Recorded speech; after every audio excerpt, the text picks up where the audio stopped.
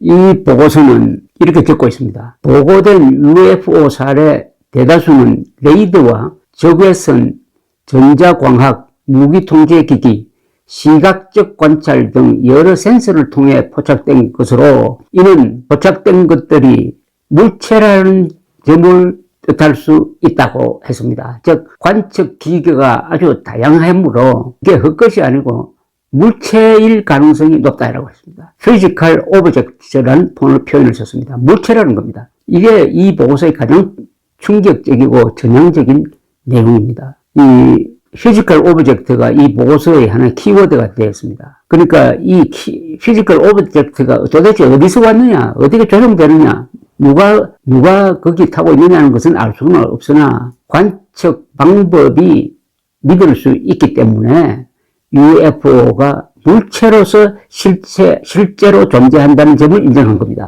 여러 다양한 레이더, 조종사의 눈, 그리고 어떤 탐지기기, 이걸로 해가지고 물체임이 확인됐다는 겁니다. 그동안 UFO 하면은 기상현상이지, 아니면 착각이지, 광선현상이지, 또는 큰 풍설이겠지, 드론을 잘못 본 것이지, 이렇게, 약간 비아냥 대상이 되었는데 그게 아니라는 겁니다. 이상한 사람 취급받았던 UFO론자들이 명예회복하는 순간입니다.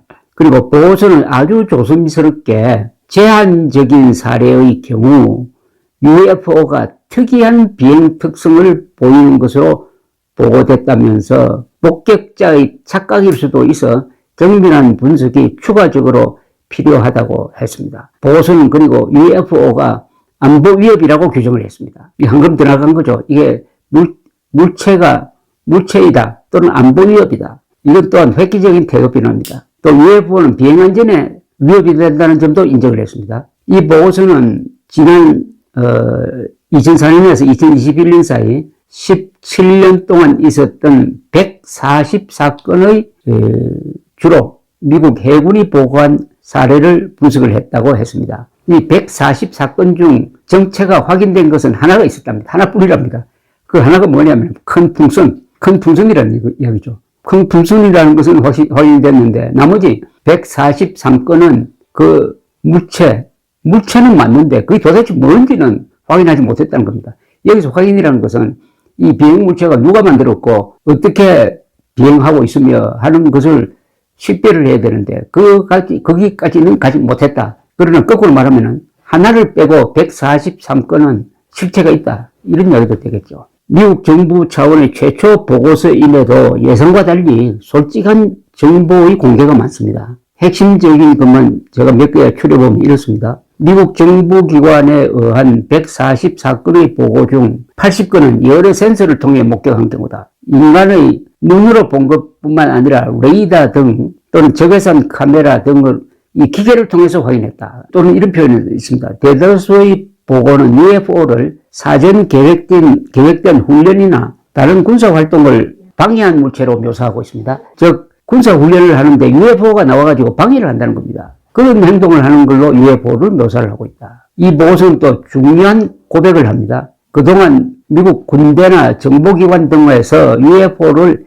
금기시해왔다는 솔직한 고백을 합니다. 이렇게 썼습니다.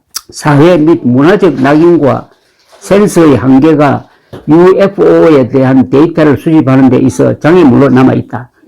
작전을 수행하는 조종사들이나 군대 및 정보당국의 분석가들은 UFO를 목격하고 이를 보고하며 이에 대해 동료들과 논의하게 될 경우 비난을 받게 된다고 말하고 있다. 이런 오명으로부터 오는 영향은 과학, 정책, 군대, 정보부문의 고위급 관계자들이 이 문제를 공개석상에서 진지하게 논의함에 따라 줄어들기는 했다. 하지만 명예에 해가 될 수 있다는 위험으로 인해 많은 목격자가 침묵하게 되고 이 주제에 대한 과학적 논의를 복잡하게 만들 수 있다.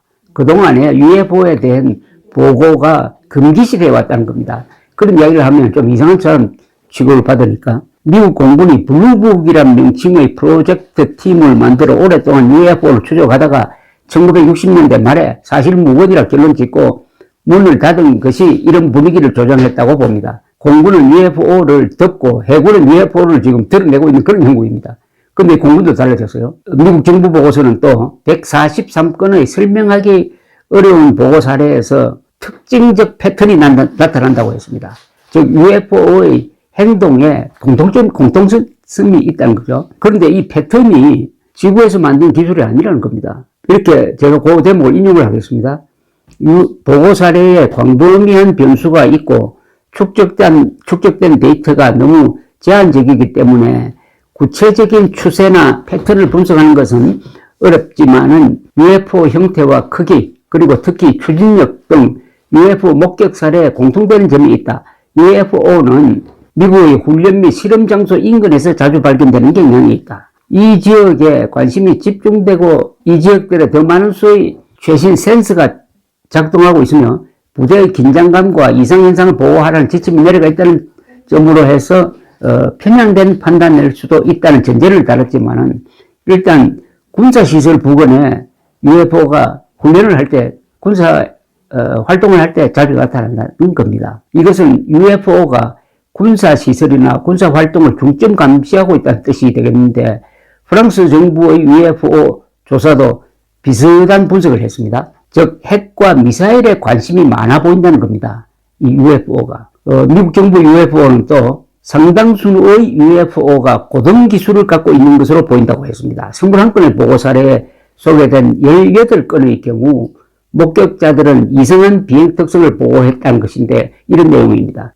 일부 UFO는 바람 속에서도 증지하고 있었고 바람 방향의 반대로 움직이거나 갑작스럽게 움직이고 동력 장치가 없는데도 엄청난 속도를 내고 있다. 일부 사례에서는 전투기가 UFO를 추적하는 과정에서 무선 주파수 에너지가 측정되었다. 이거 아주 중요한 이야기입니다. 즉 무선 주파수 에너지라는 것은 전자기파죠. 전자기파로서 UFO가 추적하는 전투기를 향해서 전파 교란을 했거나 교신을 시도했다는 뜻으로 읽힙니다. 프랑스 정부 보고서에 의하면 UFO는 민간 비행기에는 그렇지 않지만 전투기에는 적대적이거나 회피 기동을 한다는 겁니다.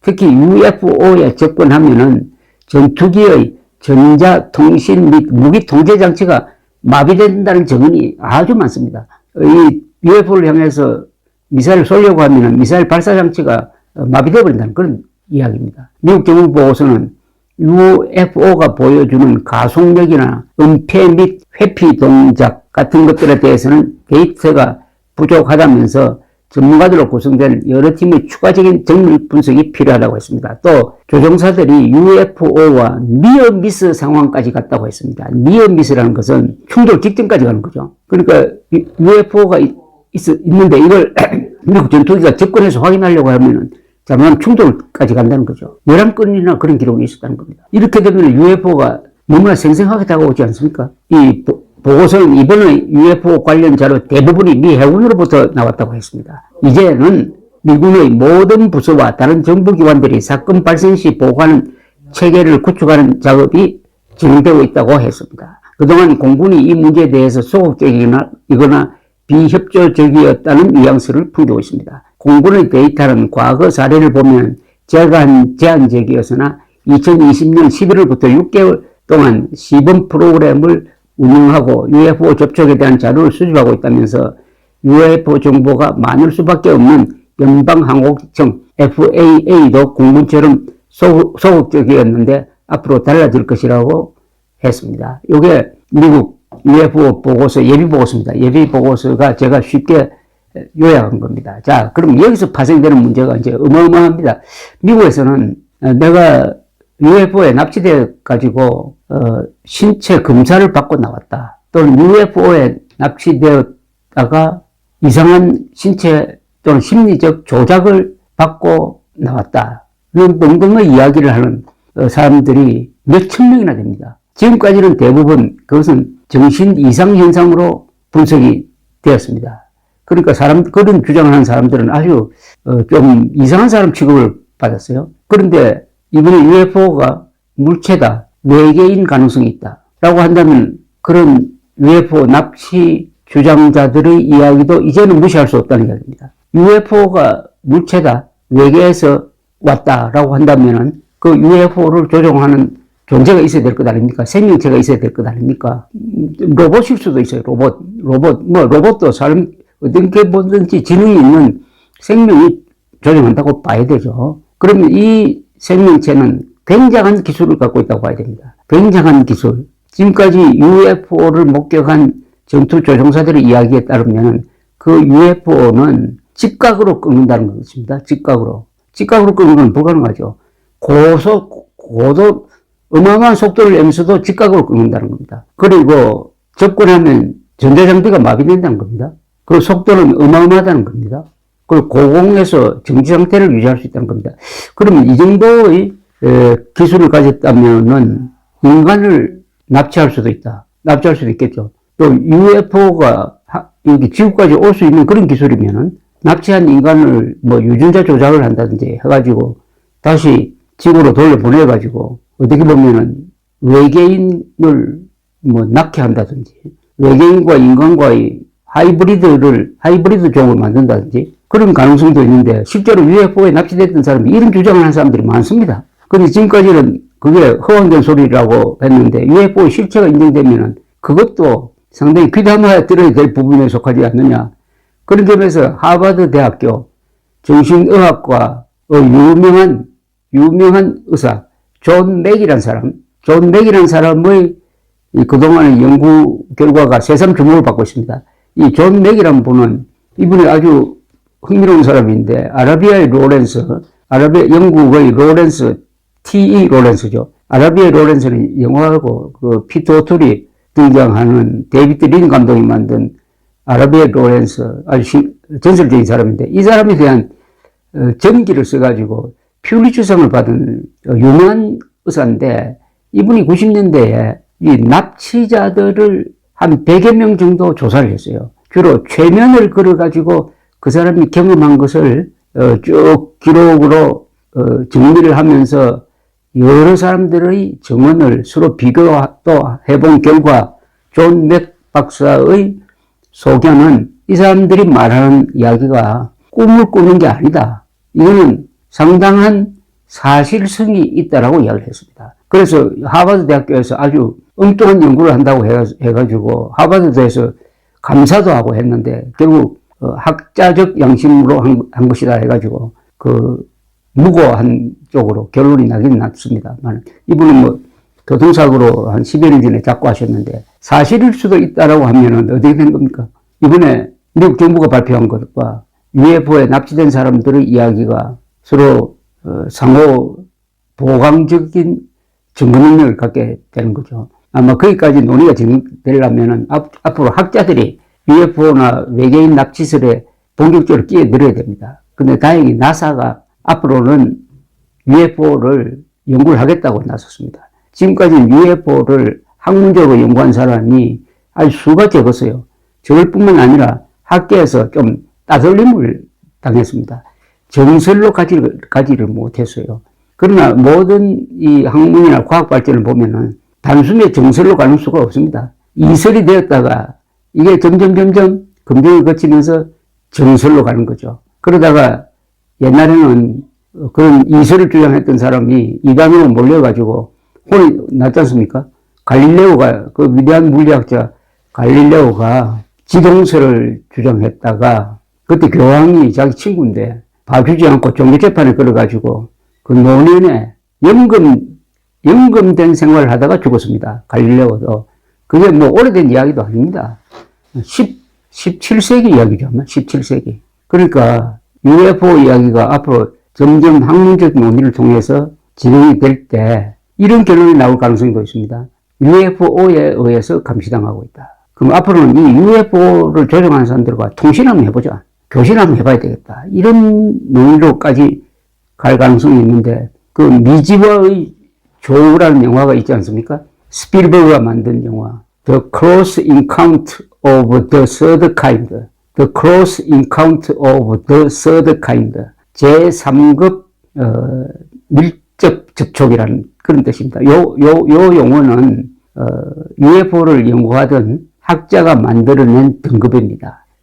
Close Encounter of the First Kind, Second Kind, The Third Kind는 외계인과 인간이 직접 접촉했다는 보고서를 말하는 겁니다. 그 영화를 보면은 그 영화는 오래전에 아마 70년대에 만든 영화로 기억되는데, 이 UFO와 통신을 하기 위해서 그 주인공들이 그 인도의 종교 집단이 부르는 노래를 녹음을 해가지고 들려주니까 UFO에서 반응을 하더라 하는 그런 장면이 나옵니다. 이 UFO에 관한 이 공상소설가나 영화 감독이 그랬던 그 UFO가 실체와 매우 근접한다는 생각이 듭니다. UFO에 대한 분석을 쭉 보면 UFO의 모양이 대충 두 가지입니다. 하나는 원반형, 그리고 조종사들이 봤다는 UFO는 이 원통형이 많습니다. 길쭉한 원통형. 그리고 어마어마한 화려한 빛을 낸다. 그 성광은 너무나 화려했다. 한국에서 UFO를 봤다는 가장 유력한 증언은 1980년 3월 31일 포항 상공에서 당시에 팀 스피릿 훈련에 동원되었던 2대의 팬텀기에 탔던 4사람의 전투 조종사, 베테랑 전투 조종사가 UFO를 한 30분 동안 추적하고 UFO에 한 300m까지 접근해가지고 보았던 기록이 있습니다. 그 조종사 중에 한 분하고 통화를 했더니 자신은 외계에서 왔다고 믿게 되었다라고 이야기를 했습니다. UFO를 직접 본 사람과 보지 않는 사람 사이에는 아주 인식의 차이가 큽니다. UFO 이야기를 앞으로 계속 들려드리겠습니다. 감사합니다.